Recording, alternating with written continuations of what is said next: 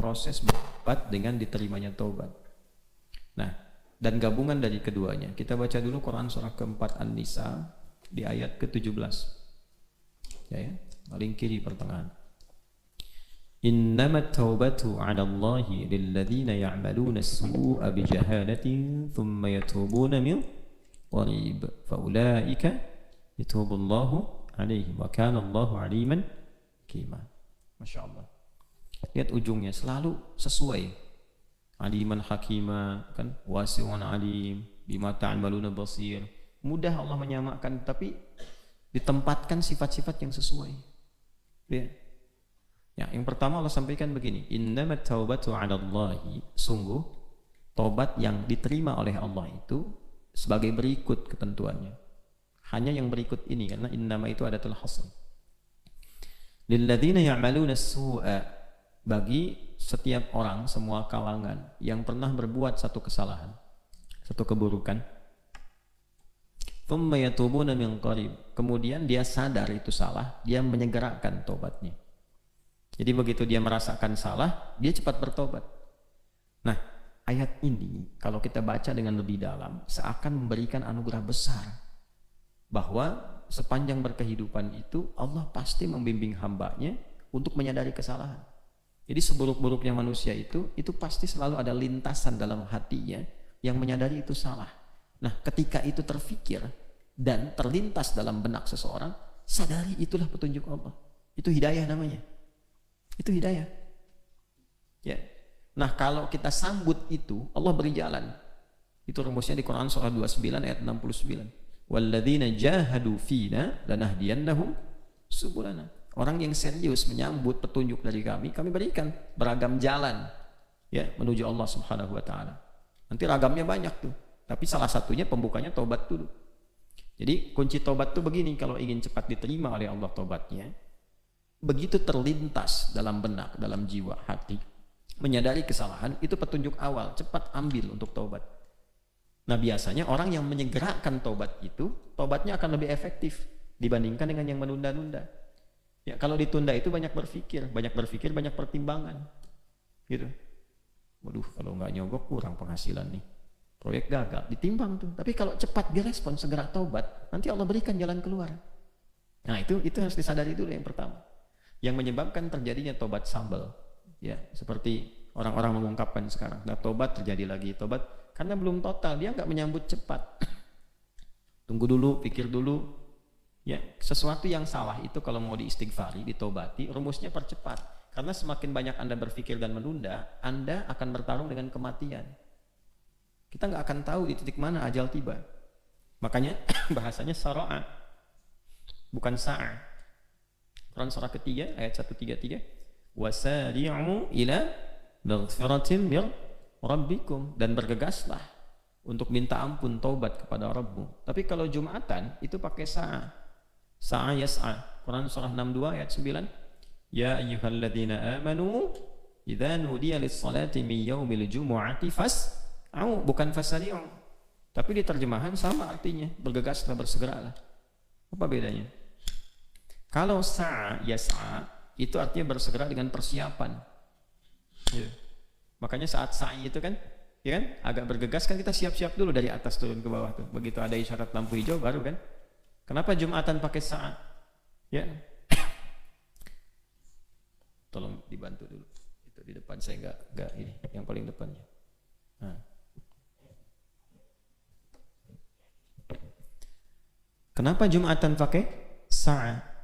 Karena perintah bergegas itu diikat dengan kesiapan. Makanya didetilkan oleh Nabi. Sekalipun ingin cepat-cepat Jumatan, siap-siap dulu. Maka ada sunnahnya, mandi dulu, ya kan?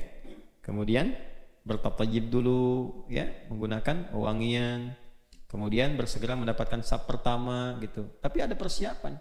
Tapi kalau urusan taubat itu nggak usah dipersiapkan. Jadi begitu sadar salah, taubati saat itu.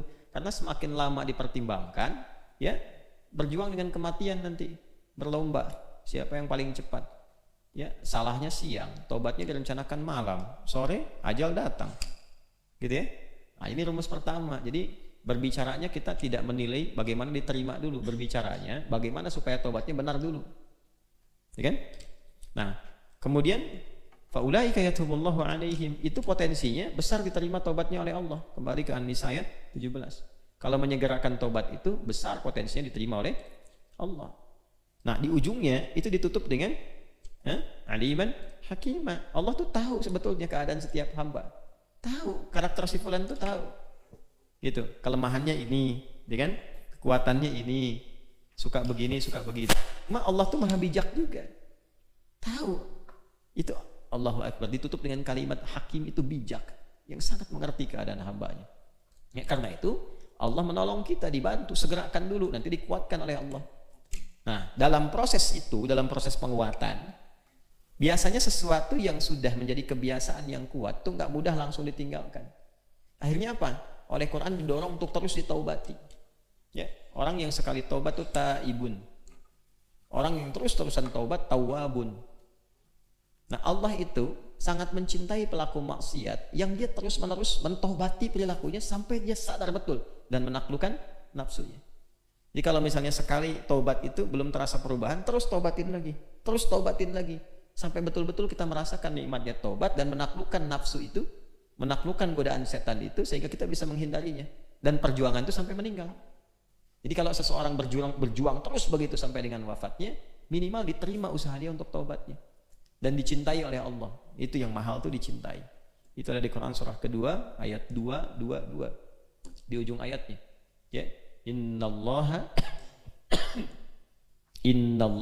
yuhibbut tawwabin wa yuhibbul mutatahhirin. Ya kan?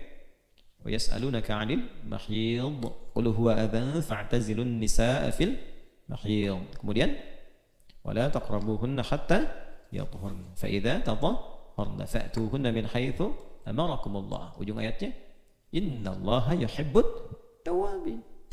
Kenapa coba ada tawabin di situ? Karena kadang-kadang suami istri pun kalau bergaul suka salah juga. Makanya sebelum mutatahhirin ada tawabin juga. Kalau salah oleh Allah, kalau mau tobat dimaafin dulu, setelah itu bersuci. Ya kan? Jelas ya? Gitu. Kan kadang-kadang juga suka ada pelanggaran-pelanggaran kan? Ya, sama dalam hubungan suami istri juga kadang ada pelanggaran-pelanggaran. Ini dalam kehidupan secara sosial ada pelanggaran. Jadi rumusnya, kalau tadi bertobat dan merasakan belum berubah, jangan pernah memvonis diri tobatnya nggak diterima. Itu salah. Ya, jangan pernah memvonis. Karena itu memang maunya setan. Itu maunya setan supaya putus asa, lalu bunuh diri. Gitu kan? Putus asa, bunuh diri. Hah? Paham? Ya. Nah, kalau sudah begitu kan dia kalut ini, lompat dari tebing. Tuh kan, kalut begini lalu mengakhiri hidupnya karena merasanya tidak akan diterima, terus bertambah maksiat. Itu setan senang sekali. Jelas ya? Nah, yang terakhir bagaimana cirinya tobat dia diterima? Nah, selalu di Quran itu ada setelah kalimat tobat umumnya berpasangan dengan islah. Illal ladzina tabu wa aslahu. Ya kan? Kecuali orang-orang yang mau tobat kemudian memperbaiki diri. Jadi lawan tobat itu, lawan salah itu kan soleh. Orang tobat itu kalau mentobati bagian dari tubuh yang berbuat salah, maka fungsinya berubah jadi soleh. Mata seringkali melihat yang salah, tobat maka mata itu akan melihat yang soleh, tak mau lagi melihat yang salah. Ya, karena itu dia akan mengakui dulu, menyesali, setelah itu mengganti dengan perbuatan lebih baik. Bahkan sensitif, gak mau dia lihat-lihat yang begitu lagi. Dengar-dengar gibah gak mau lagi, bicara kotor gak mau lagi. Nah itu hamba itu sudah mendapatkan penerimaan tobat di sisi Allah. Kalau dia jaga itu sampai wafat, insya Allah potensi husnul khatimah. Jelas?